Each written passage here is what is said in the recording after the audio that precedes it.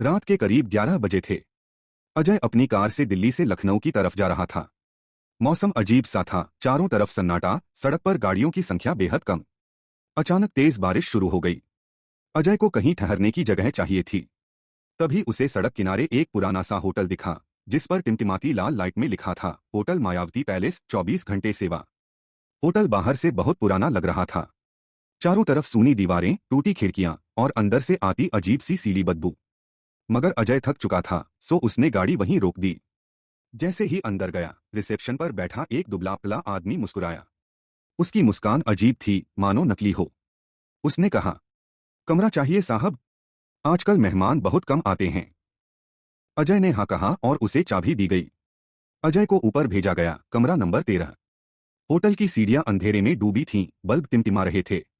कमरे के दरवाजे पर पहुंचते ही उसे एक ठंडी लहर सी महसूस हुई, जैसे किसी ने अचानक उसके गले पर बर्फ रख दिया हो। कमरे के अंदर सब कुछ बासी और अजीब था। बिस्तर पर पीली चादर, अलमारी में जाले और खिड़की के बाहर सुनसान हाईवे। नींद आने से पहले अजय ने सोचा, सुबह जल्दी निकल जाऊंगा। मगर जैसे ही लाइट बंद कर सोने की कोशिश की, उसे दरवाजे पर किसी के खटखटाने की आवाज आई। अजय ने दरवाजा खोला तो बाहर कोई नहीं था। मगर सीढ़ियों के कोने पर उसने सफेद साड़ी में एक औरत को खड़े देखा। उसका चेहरा बालों से ढका था और उसकी आवाज धीमी और भारी थी। पानी, मुझे पानी चाहिए। अजय घबरा गया। उसने झट से दरवाजा बंद किया। कुछ ही देर बाद बाथरूम से नल अपने आप चालू हो गया। पानी गिरने की आवाज इतनी जोर से थी जैसे पूरा बाथरूम भर रहा हो। अजय डर के मारे करवट बदल रहा था कि तभी कमरे के शीशे में उसे वही औरत दिखाई दी। मगर असली कमरे में कोई नहीं थी। शीशे में उसका चेहरा सड़ागला, आंखें खून से भरी और जीभ बाहर लटकती हुई।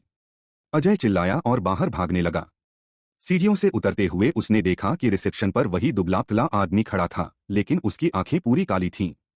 उसने ठंडी आवाज में कहा, तुम्हें नहीं रुकना चाहिए था। यह होटल 20 साल पहले जल चुका है। सब यहीं मरे थे और अब तुम भी यहीं रहोगे। अजय चीखते हुए दरवाजे की तरफ भागा, मगर दरवाजा बाहर से बंद था। खिड़की से बाहर देखा तो हाईवे गायब था, बस काले धुएं और जली हुई इमारतों का मंजर। सुबह जब पुलिस गश्त वहां पहुंची तो होटल की जगह खाली जमीन मिली। वहां सिर्फ टूटी हुई ईंटें और राख थी। मगर उसी राख पर पुलिस को अजय की कार खड़ी मिली और ड्राइवर सीट पर उसकी जली हुई लाश बैठी थी।